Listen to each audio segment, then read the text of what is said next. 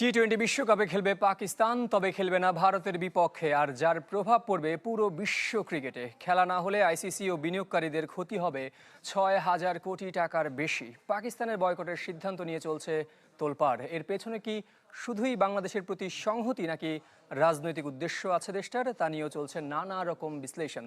এই ম্যাচ যে সোনার ডিম পাড়া হাঁস আইসিসির জন্য। চিরপ্রতিদ্বন্দ্বী ভারত পাকিস্তান দ্বৈরথ ক্রিকেট বিশ্বে আকর্ষণের মূলে।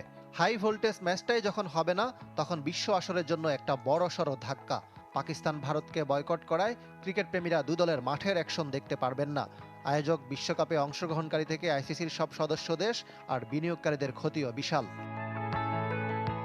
ভারতের সংবাদ মাধ্যম এনডিটিভির রিপোর্ট বলছে, ভারত পাকিস্তান ম্যাচ না হলে ক্ষতি আনুমানিক $500 মিলিয়ন, যা টাকায় ৬,০০০ কোটিরও বেশি। এই আয় হওয়ার কথা ছিল সম্প্রচার সত্ত্ব, বিজ্ঞাপন, স্পন্সরশিপ, টিকিট বিক্রি ও ডাউনস্ট্রিম কমার্শিয়াল থেকে। পাক ভারত ম্যাচের টিভি বিজ্ঞাপনের মূল্য অন্য যে কোনো ম্যাচের চেয়ে কয়েক গুণ বেশি। এবার প্রতি 10 সেকেন্ড স্লটের মূল্য 34 থেকে 54 লাখ টাকা। কিন্তু এত বড় সিদ্ধান্ত কেন নিল পাকিস্তান? চলছে চুলচেরা বিশ্লেষণ। শুধু কি বাংলাদেশের প্রতি সংহতি আর আইসিসির পক্ষপাতিত্বের প্রতিবাদ? দুদেশের বহুকাল থেকে চলে আসা বৈরী রাজনীতির প্রভাবে স্পষ্ট।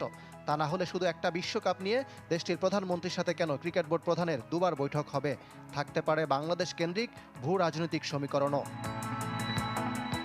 শুধু পাকিস্তানের বিপক্ষে খেলতেই শ্রীলঙ্কা যেতে হতো ভারতের। ম্যান ইন গ্রিন বয়কট করার পরও যেতে হবে। আইসিসি প্রোটোকল মানলেই কেবল ওয়াক ওভার থেকে মিলবে 2 পয়েন্ট। নির্ধারিত সময় তাই কলম্বো যাবে টিম ইন্ডিয়া, অনুশীলনও করবে। প্রেমাদাসায় ম্যাচের দিনও মাঠে যাবে সময় মতো। টস করতে নামবেন অধিনায়ক। পাকিস্তান ক্যাপ্টেন অনুপস্থিত থাকলে ভারতকে ওয়াক ওভার দেবেন ম্যাচ রেফারি। ভারত ম্যাচ না খেললেও পাকিস্তানের সুপার 8 খেলা সহজ, কারণ প্রতিপক্ষ যুক্তরাষ্ট্র, নামিবিয়া ও নেদারল্যান্ডসের মতো দেশ। তবে সুপার 8 বা নকআউটে ভারতের সাথে ম্যাচ হলে খেলবে তো পাকিস্তান, সেই সিদ্ধান্ত এখনও নেয়নি পিসিবি।